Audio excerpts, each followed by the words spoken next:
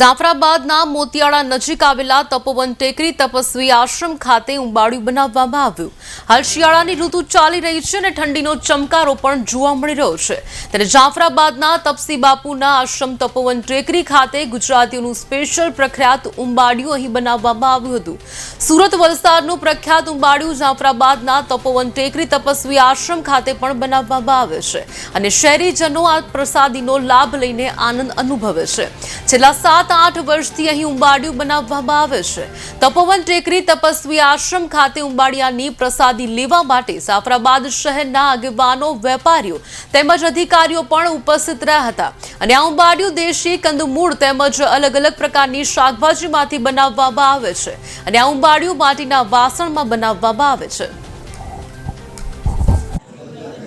તપોવન ધામ ખાતે આજે સાકરવાસી તપસી બાપુના આશ્રમમાં હર વર્ષે જેમ શિયાળાની ઋતુ આવે ત્યારે અમે એક ઉંબાડિયું તરીકે વલસાડનું અને સુરતનું પ્રખ્યાત છે એનું અમે આયોજન કરીએ છીએ જાફરાબાદમાં। એટલે આ ઉંબાડિયું વસ્તુ આપણા ડિસ્ટ્રિક્ટમાં નવીન વસ્તુ છે।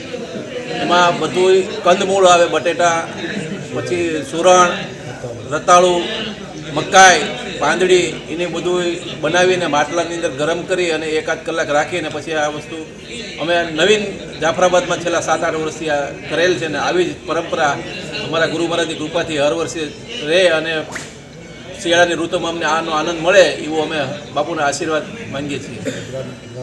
અને બધા ગ્રામજનો અને વેપારી શાસક અને ટોટલી અમારા અહીંના જે અધિકારીઓ છે એને પણ આ વસ્તુ પ્રિય છે। એટલે બધા જ નવીન આઈટમ છે એટલે બધાને એક શિયાળાની ઋતુને હિસાબે એ બહુ સરસ અમારા લાલભાઈ પરમાર છે એ આ વસ્તુ અમારી બનાવે છે।